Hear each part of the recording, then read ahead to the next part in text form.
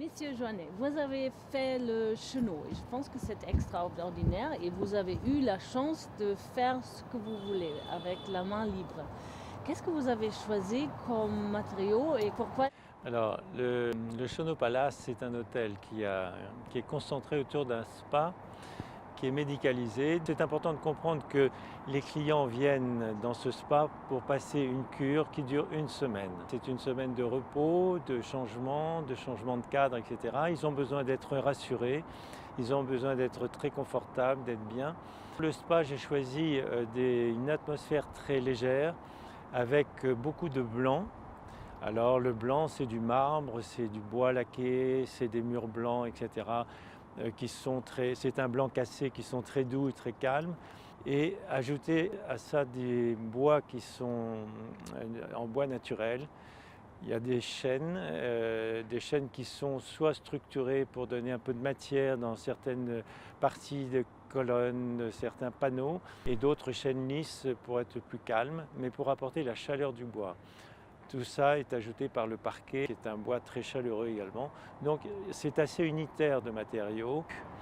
On a un très beau peinture avec un peinture pour les hommes, un peinture pour les femmes.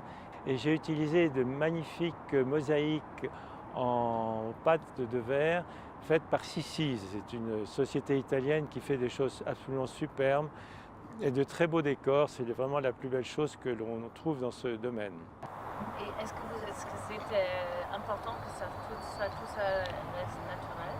C'est un palace que j'ai construit au bord d'un lac, au pied de la montagne, entouré par la forêt. Donc on est vraiment en pleine nature et on a cette atmosphère de montagne. C'est pour ça que j'ai beaucoup de bois dans le spa, mais d'une façon mesurée, avec une dominante de blanc. Mais j'ai aussi beaucoup de bois dans l'hôtel, aussi bien dans les chambres, dans les suites, dans les salons, dans le restaurant. On trouve toujours ce chêne clair qui est très chaleureux, très enveloppant et qui est très agréable parce qu'il apporte beaucoup de douceur, beaucoup de chaleur, beaucoup de calme, beaucoup de relaxation. Je sais que vous avez fait tout ce qui concerne l'art. Alors, je suis personnellement très attaché aux œuvres d'art qui sont souvent trop absentes dans les hôtels ou alors qui sont trop agressives ou trop brutales. C'est-à-dire, je trouve souvent qu'il y a trop de clins d'œil par rapport à la mode, mais pas suffisamment par rapport à la subtilité que l'on a dans chaque région. Donc là, on est en Azerbaïdjan. Quand j'ai commencé à travailler pour cet hôtel, dès le départ, je suis allé voir des musées, je suis allé voir des galeries pour essayer de voir qu'est-ce qui se passait sur le plan artistique dans ce pays. Et j'ai découvert qu'il y avait quand même une richesse formidable au niveau des artistes contemporains notamment. J'ai cherché à rencontrer des artistes, j'ai sélectionné quelques-uns d'entre eux qui me plaisaient évidemment plus particulièrement, qui étaient aussi compatibles avec des budgets, parce que dans l'hôtellerie, ce n'est pas toujours évident de faire intervenir des artistes avec des œuvres originales pour cette raison. J'ai fait travailler 7 artistes pour avoir des œuvres d'art originales dans toutes les pièces, dans toutes les chambres, dans toutes les suites, les salons, le restaurant, dans le lobby et même dans le spa.